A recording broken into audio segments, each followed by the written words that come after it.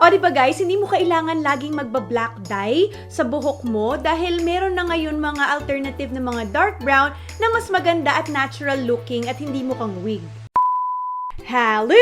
It's Lolly! Welcome back to my channel. So for today's video guys, i-share ko sa inyo ang step-by-step process kung paano natin mako-color ang ating hair using Hairfix Coloring Shampoo. Kung gusto niyo malaman kung paano at magagawa ito ng hindi patchy, please keep on watching! Lollipop, lollipop, oh lolly, lolly, lolly, lollipop.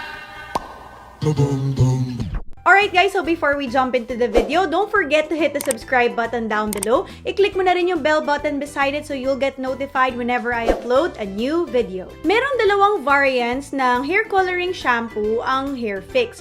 Meron sila noong black at meron din silang dark brown. Pero sa video na ito, gagamitin natin yung dark brown kasi kapag ito, ina-apply mo siya dun sa mga gray hair or sa white hair, ang ganda ng effect niya lalo na kapag ito ay gradually na nagfe-fade. Perfect na pang maintenance itong hair coloring shampoo na ito kasi madali lang siyang gamitin and usually nilalagay lang siya sa palm, syempre dapat naka-gloves ka, at nirarub siya parang shampoo doon sa hair natin. Kaso pag ganito mo siya i-a-apply, hindi natin maiiwasan na magkaroon ng patchy, yung parang medyo may maiiwan tayo ng mga spots na hindi natin makukulayan ng maayos. So kahit shampoo siya, hahaluin natin siya sa isang mixing bowl at ito ang gagamitin nating pangkulay. As you can see, easy to use talaga dahil nasa pump na siya. Nakahalo na rin yung developer sa colorant kaya makukuha mo yung tamang ratio talaga. Haluin lang natin ito gamit ang ating applicator at i-apply na natin siya first sa ating mga root area or yung mga may white hair.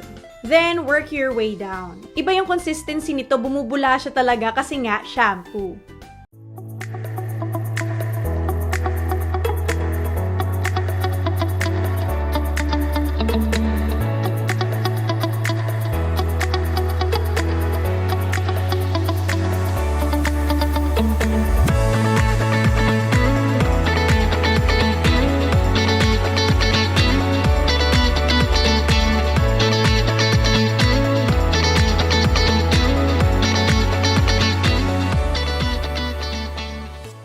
Leave it for 20 to 25 minutes, then rinse na with water and condition your hair after.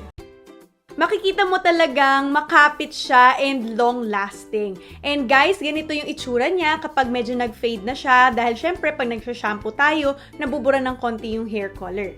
Ang ganda ng pagka-brown niya, di ba? You can get this sa mga Watson stores and meron din sila online. Iiwanan ko lahat ng link sa description box below kung saan nyo siya pwedeng mabili. O di ba guys, hindi mo kailangan laging magba-black dye sa buhok mo dahil meron na ngayon mga alternative na mga dark brown na mas maganda at natural looking at hindi mukhang wig. So that's it for this video. I hope you like it. If you have any questions or suggestions, please leave it in the comment box below and I'll see you next time. Don't forget, smile! There's always a reason to be happy. Bye!